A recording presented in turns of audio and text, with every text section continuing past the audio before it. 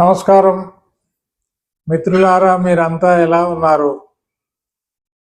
మనం ఇలా మరొకసారి కలుసుకోవడం చాలా ఆనందదాయకం, సంతోషం. జీవితానికి సరైనటువంటి డైరెక్షన్ను మనం ఇవ్వాలి. జీవితానికి దిశ చాలా ప్రధానం. దిశ అంటే డైరెక్షన్ అని. ఇది ఎలాంటిదంటే, ఒక వాహనాన్ని మనం నడుపుతున్నప్పుడు దానికి ఉండేటువంటి స్టీరింగ్ని మనం జాగ్రత్తగా తిప్పుతూ సరైనటువంటి స్పీడ్లో, వేగంలో గనక ఆ వాహనాన్ని నడిపితే మనం అనుకున్నటువంటి గమ్యాన్ని చేరుతాం. ఇప్పుడు చూడండి, ఒక వాహనాన్ని నడుపుతున్నప్పుడు అక్కడ ఒక సైన్ బోర్డు ఉందనుకోండి. రోడ్డుకు పక్కన బోర్డులు పెడతారు. ఒక చోట ఒక బోర్డు ఉంది, కుడివైపు వెళ్తే ప్రమాదము, 5,000 అడుగుల వ్యాలీ, లోయ ఉంది అని.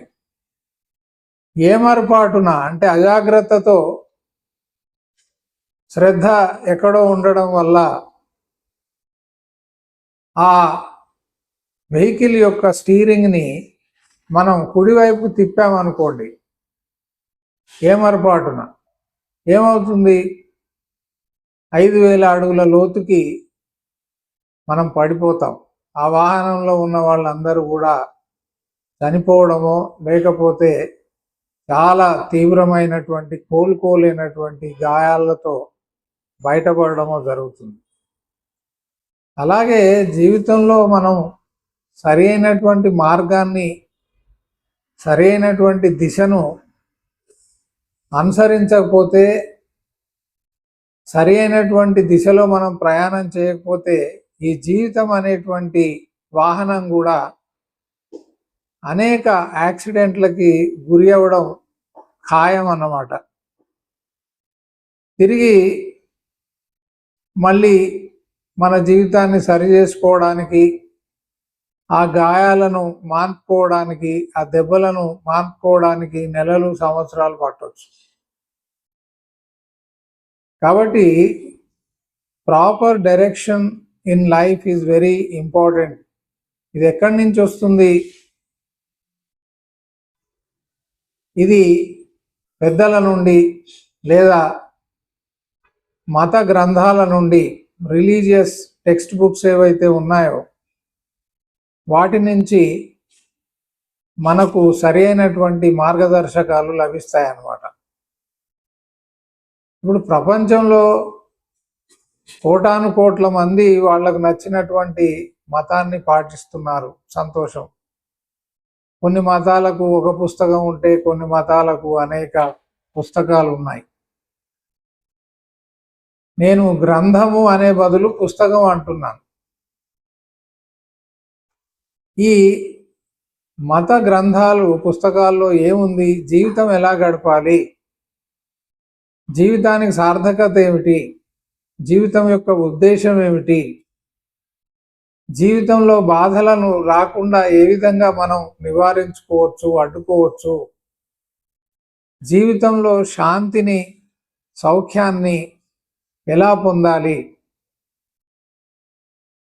ఈ శరీరము ఏ విధంగా మనల్ని అనేక ప్రలోభాలకి గురి చేస్తుంది, ఆకర్షణలకి గురి చేస్తుంది, బుద్ధి ఏ విధంగా మనల్ని తప్పుడు మార్గంలో తీసుకెళ్తుంది, ఈ బుద్ధిని మనం ఏ విధంగా సరైన దారిలోకి తెచ్చుకోవాలి, దాని ద్వారా మనం సరైనటువంటి కార్యాలు, ఆరోగ్యకరమైనటువంటి పనులు ఎలా చేసుకోవచ్చు, ఇంతే, ఇంకేమీ లేదు. ప్రతి గ్రంథంలో కూడా, మత గ్రంథంలో కూడా ఇవే ఉంటాయి, ఇంకేమీ ఉండవు. అలాగే హిందువులకి కూడా చాలా మత గ్రంథాలు ఉన్నాయి. ఎవరికి ఎన్ని గ్రంథాలు ఉన్నప్పటికీ వాటిని కేవలం చదవడమే కాదు, వాటిని పాటించకపోతే, ఆచరించకపోతే, అందులో రాసినట్టుగా దాంట్లో ఉన్నటువంటి మార్గదర్శకత్వాన్ని మనం పాటించకపోతే చదివినా ఒకటే, చదవకున్నా ఒకటే. ఎప్పుడైతే అవి మనం చేయమో చదివేం లాభం, మరి ఎందుకు చదువుతున్నట్టు? చాలామంది అంటుంటారు, ఓ మాకు ఇది తెలుసండి, తెలుసు తెలుసు అంటారు. మనం ఏదైనా చెప్తే ఓ తెలుసు తెలుసు, కృష్ణుడు ఏం చెప్పాడు, రాముడు ఏం చెప్పాడు, అల్లా ఏం చెప్పాడు, జీసస్ ఏం చెప్పాడు, గురునానక్ ఏం చెప్పాడు, చాలా ఉపన్యాసాలు ఇస్తుంటారు. మంచిదే. నీ జీవితంలో ఎంతవరకు వాటిని పాటిస్తున్నావు? ఇది ఎలాంటిదంటే, నువ్వు ఒక హోటల్కి వెళ్ళావు, ఆకలేసి, అక్కడ రకరకాల పదార్థాలు ఉన్నాయి. నీకు నచ్చినటువంటి పదార్థాన్ని, ఐటమ్ను నువ్వు తిన్నావు, కానీ నువ్వు దాన్ని జీర్ణం చేసుకోలేకపోతున్నావు. ఏం లాభం? తిని బాధపడుతున్నావు. జీర్ణం చేసుకోగలిగితే తినడంలో అర్థం ఉంది. అసలు నీకు 1% కూడా జీర్ణం కావడం లేదనుకోండి, మరి ఎందుకు తింటున్నట్టు?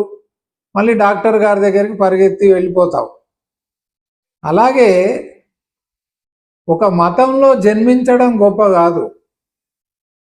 ఒక మతానికి చెందినవాడినని భుజాలు ఎగిరేసుకోవడం గొప్ప కాదు.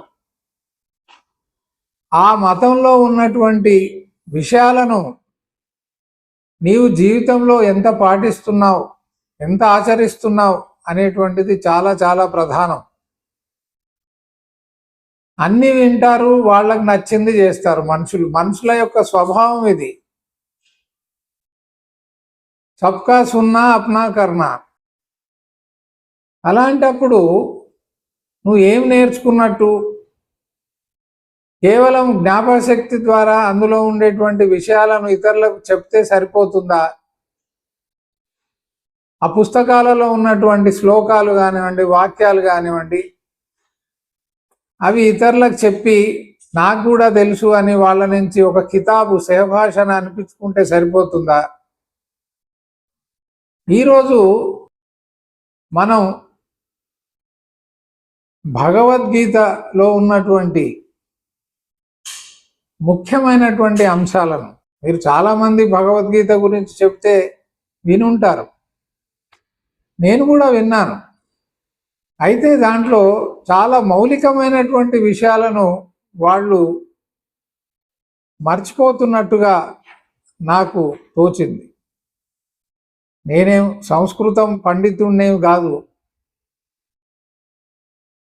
భాష అనేది సత్యాన్ని తెలుసుకోవడానికి ఉపకరించాలి తప్ప భాష మనిషికి ఒక అడ్డుగోడ కాకూడదన్నమాట. ఏ భాషలో చెప్పినా సత్యం ఒకటే, ఏ భాషలో చెప్పినా భగవంతుడు ఒకటే, ఆ ఉనికి ఒకటే, స్వభావం ఒకటే, గుణగణాలు ఒకటే. కాబట్టి ఈరోజు మనం ఏ మత గ్రంథమైనా చదవడానికి కనీస అర్హత ఏమిటి అని మనం చూస్తే, ముఖ్యంగా భగవద్గీత చదవడానికి కావలసినటువంటి అర్హత ఏమిటంటే, మొదటి అర్హత ఏమిటంటే పాపము లేనటువంటి జీవితాన్ని నువ్వు కలిగి ఉండాలి. పాపం చేయని వాడివై ఉండాలి. దాంట్లో ఒక అద్భుతమైనటువంటి పదం ఉంది, అనఘ అని. అంటే కృష్ణుడు అర్జునుడికి ఈ భగవద్గీత బోధించే ముందు ఏమని ఆయనను అడ్రస్ చేస్తున్నాడంటే, ఓ పాపము లేనివాడా, నీకు పాపం అంటే తెలియదు కాబట్టి నీకు అర్హత ఉంది.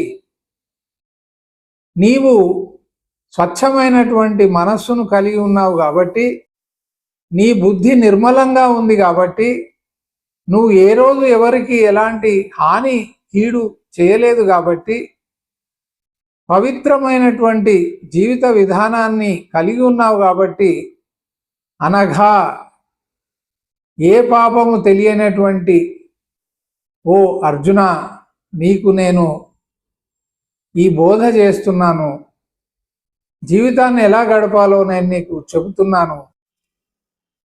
అంటే మనమందరం కూడా ఏదైనా మత గ్రంథాన్ని చదవాలంటే మొదట పాపము లేనటువంటి జీవితాన్ని ఏర్పాటు చేసుకోవాలి, పాపము చేయకుండా ఉండాలి.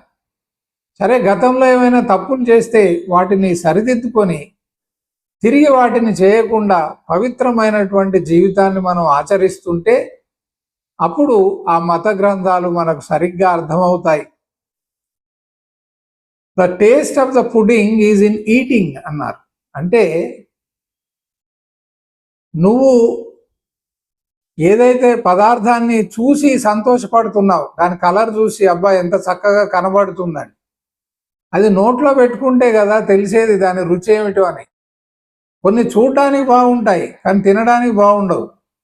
అలాగే ఒక మత గ్రంథాన్ని, భగవద్గీతనే అనుకోండి, దాన్ని చదివినప్పుడు దాంట్లో ఉన్నటువంటి విషయాలు నీకు అర్థం కావాలంటే, ఆ విషయాల యొక్క ప్రాధాన్యత నీకు తెలియాలంటే కనీస అర్హత, మొట్టమొదటిగా నీకు ఉండాల్సినటువంటి అర్హత ఏమిటంటే పాపము లేనటువంటి జీవితాన్ని నువ్వు కలిగి ఉండాలి. అనగా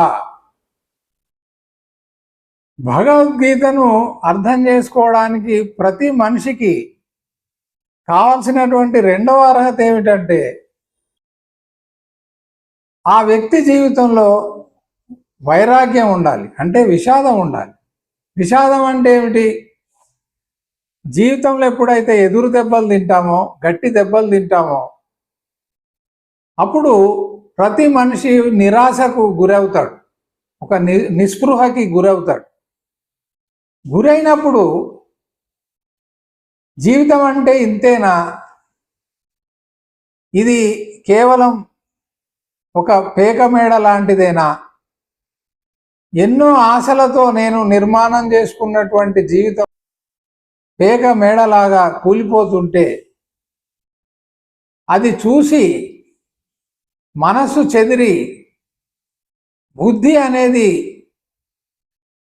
ఏమి ఆలోచించలేనటువంటి స్థితికి పోయినప్పుడు ఆ స్థితిలో ప్రతి వ్యక్తి సత్యాన్ని, భగవంతుణ్ణి ఆశ్రయిస్తాడు.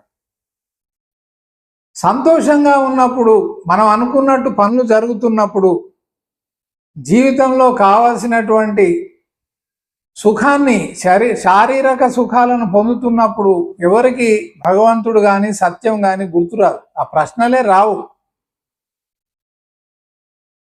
అందుకే దుఃఖమే సుమిరన్ సభీ కరే, సుఖమే కరేన కోయ్. అంటే సుఖమే కరేన కోయ్, సుఖంలో ఎవరు కూడా సత్యాన్ని, భగవంతుణ్ణి తలుచుకోరు, అసలు అది గుర్తుకే రాదు. ఎప్పుడు గుర్తుకొస్తుంది? దుఃఖమే సుమిరన్ సభీ కరే. దుఃఖం వచ్చినప్పుడు వెంటనే మనకి ఇవన్నీ వస్తాయి మన బుద్ధికి. అరే ఏదో సత్యం అని ఏదో ఉందట కదా, భగవంతుడు అని కూడా ఎవరో ఉన్నారట కదా, ఆయన వైపు చూద్దామనే ఆలోచన వస్తుంది. సో భగవద్గీతలోనే ఉన్నాయి ఇవి. మీరు మొదటి చాప్టర్ కనుక చూస్తే, అర్జునుడి యొక్క విషాద యోగం ఏదైతే ఉందో మొదటి అధ్యాయాన్ని చూస్తే, అర్జునుడు ఇప్పుడు చాలా తీవ్రమైనటువంటి విషాదంలో, వైరాగ్యంలో మునిగి ఉన్నాడు. కాబట్టి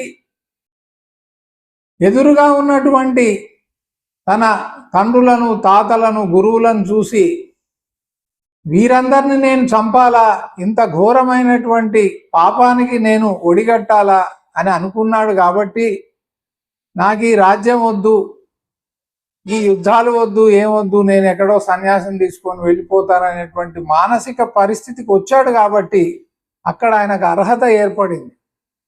100% వైరాగ్యం, మళ్ళీ 99 కూడా కాదు.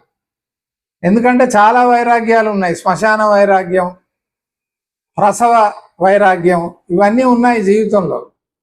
అందరూ ఎవరైనా వ్యక్తిని పూడ్చడానికి శ్మశానానికి పోయినప్పుడు అక్కడ వినాలి మాటలు.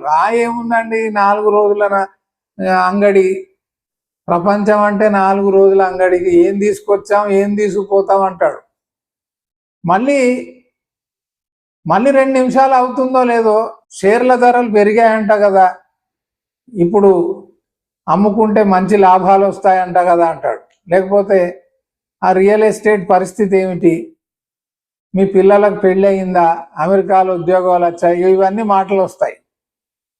అంటే ఏ వ్యక్తి కూడా జీవితంలో ఎదురయ్యేటువంటి సమస్యలను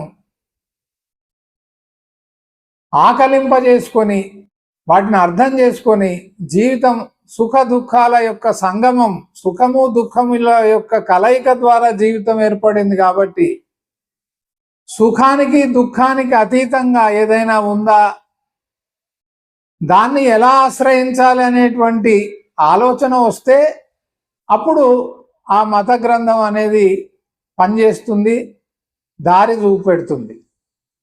కాబట్టి మొదటిది ఏమిటి, పాపము లేనటువంటి జీవనాన్ని కలిగి ఉండాలి. పాపం చేయాలనేటువంటి ఆలోచన కూడా కలగకుండా జీవితాన్ని గడిపేటువంటి వ్యక్తికి భగవద్గీతను చదివేటువంటి లేదా ఇతర మత గ్రంథాలను చదివేటువంటి అర్హత వస్తుంది. రెండవది, జీవితంలో వైరాగ్యం అనేది ఉండాలి. అందుకే మీరు మొదటి చాప్టర్ తర్వాత తిరిగి రెండవ అధ్యాయంలోకి పోతే అర్జునుడు మహాయోధుడు ఏడుస్తున్నాడు జీవితంలో. అంటే ఏం చేయాలో ఏం చేయకూడదు అనేటువంటి పరిస్థితుల్లోకి మనం అందరం వస్తాం జీవితంలో అనేక సందర్భాల్లో. అప్పుడు ఏడుస్తూ ఉంటాం, రోధిస్తూ ఉంటాం, ఇలా చేయాల్సింది కాదు, అలా చేయాల్సింది, అలా చేయకుండా ఉండాల్సింది, ఈ రకమైనటువంటి ఆలోచనలు వస్తాయి. ఆ పరిస్థితుల్లో మనం భగవంతుడికి సత్యానికి చాలా దగ్గర అయ్యేటువంటి అర్హతను సంపాదిస్తాం. ప్రతి మనిషికి జీవితంలో వైరాగ్యం లేనట్టయితే, ఆ వ్యక్తికి విషాదం లేనట్టయితే జీవితకాలంలో ఆ వ్యక్తి సత్యాన్ని, భగవంతుని ఏ రోజు కూడా అర్థం చేసుకోలేడు. కాబట్టి భగవద్గీత చదవడానికి కావలసినటువంటి రెండు ప్రధానమైనటువంటి అర్హతలు ఏమిటంటే, ఒకటి పాపము చేయనటువంటి జీవితాన్ని కలిగి ఉండాలి. రెండవది, జీవితంలో విషాదము, వైరాగ్యం అనేది చోటు చేసుకోవాలి, ఉండాలి. అప్పుడే అర్థమవుతుంది. ఇంకొకటి కూడా ఉంది, అది చెప్పి నేను ఈరోజు మొదటి భాగాన్ని ముగిస్తాను. దీనికి కొనసాగింపుగా మళ్ళీ మనం ముందుకు వెళ్తాం. మూడవ భాగం ఏమిటంటే, కావాల్సినటువంటి అర్హత ఏమిటంటే, దాంట్లో అనసూయవే అనే ఒక పదం వస్తుంది భగవద్గీతలో. అసూయ లేనటువంటి వాడ అర్జున, నీకు అసూయ లేదు కాబట్టి.